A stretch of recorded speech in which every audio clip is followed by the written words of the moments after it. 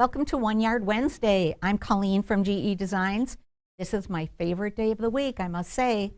One Yard Wednesday is the show where we show you fun and creative ideas for using great fabrics at fantastic prices. And today we have a collection of 7 fabrics, and of course a fun and creative application of those fabrics is this pennant behind me. So I'll show you how to make that pennant as well as show you all of these fun fabrics. Let's go ahead and get started. The first fabric is the inspiration for the pennant behind me. This is Cakewalk, Soiree Cakewalk Vanilla, and so fun. I love these cakes. I love these cake stands. I love the colors. Really, really fun. It makes me want to throw a party. So here's Cakewalk.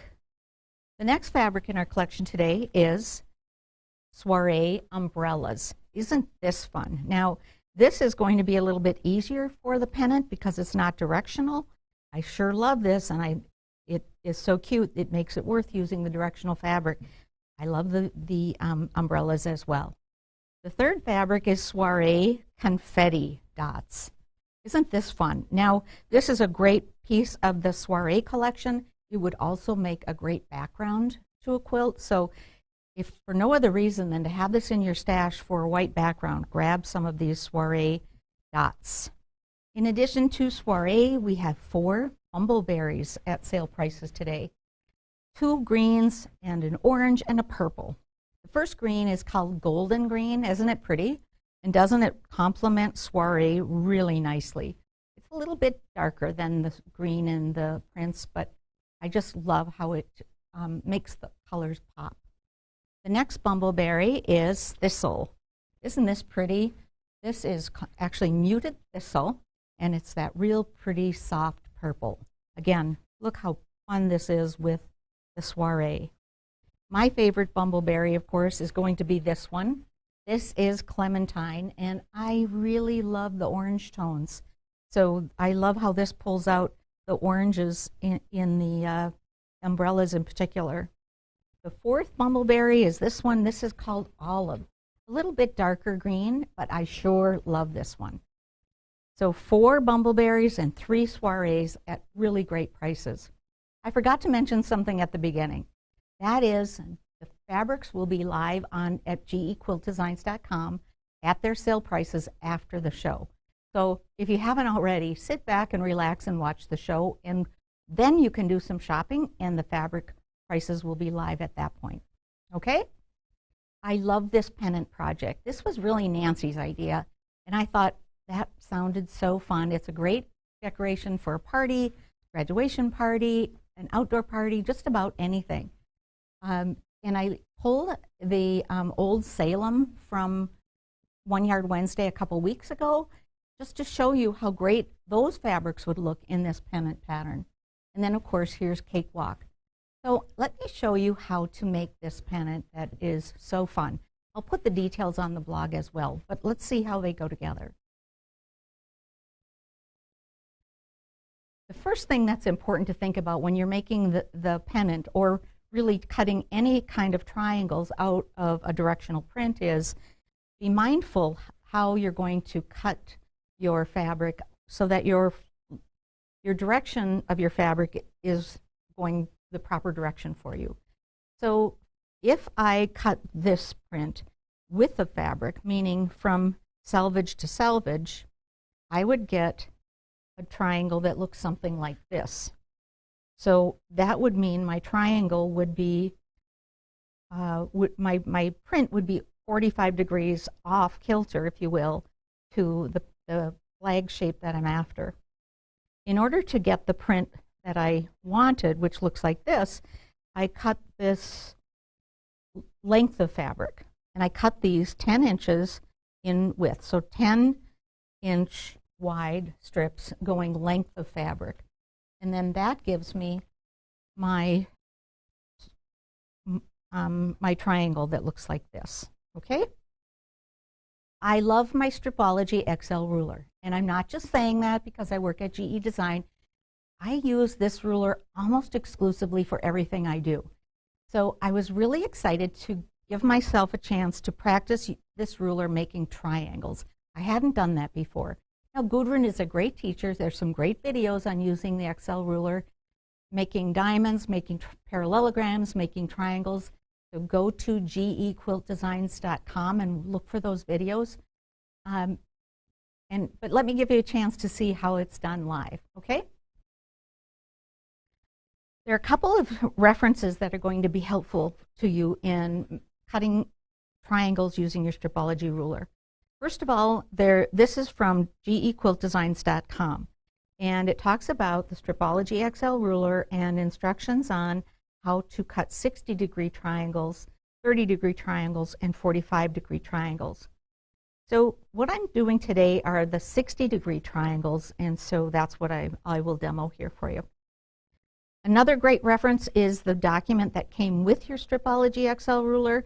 This is one that I printed from creativegrids.com, and it's got all of the images from the packing of the XL ruler, including the very last page, which is what we'll use for making triangles.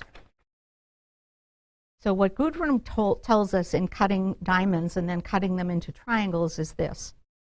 These are the diamonds and these are the triangles. So the first step is to grab my cutter and lay my fabric out. I'm going to move it up just a little bit so you can see it better. And I'm going to line up the bottom of my fabric right here along the 60-degree angle that's right here. You can see that. Now, this is cut 6 inches in width. So I'm going to subcut that every 6 inches, and then I will get those diamond shapes. So if I cut on the 0, I'll start there, 0, 6, and I'm going to move it up just a little bit so I can keep going. Matter of fact, I'm going to start again. So I'm really sure I've got my 60-degree. So here's the 60-degree again, and I've got 0 and 6 and 12, and I'm just going to go to the edge there. All right. So what I have now are those diamond shapes that I showed you in that first drawing. And if you look at these now, you think, okay, what are you going to do with these now? We'll subcut these in half, and we'll get 2 triangles. Easiest way for me to do that is to take three pieces, which are all perfect matches. I'm going to lay them on my mat, and I'm going to subcut them by putting the 60-degree mark at the top of this piece. So you can see the 60-degree marker is lined up with this cut and lined up with this cut. Now, if I just stop and look at this and ask myself, does this make logical sense? I'm going to say yes, because if I cut along this 0 slit, I'm going to get this triangle, and I'm going to get this triangle. So sometimes it helps to stop and just look at what you have, and it becomes apparent that you're exactly where you want to be. So now I have enough for 3 60-degree triangles. I have a secret.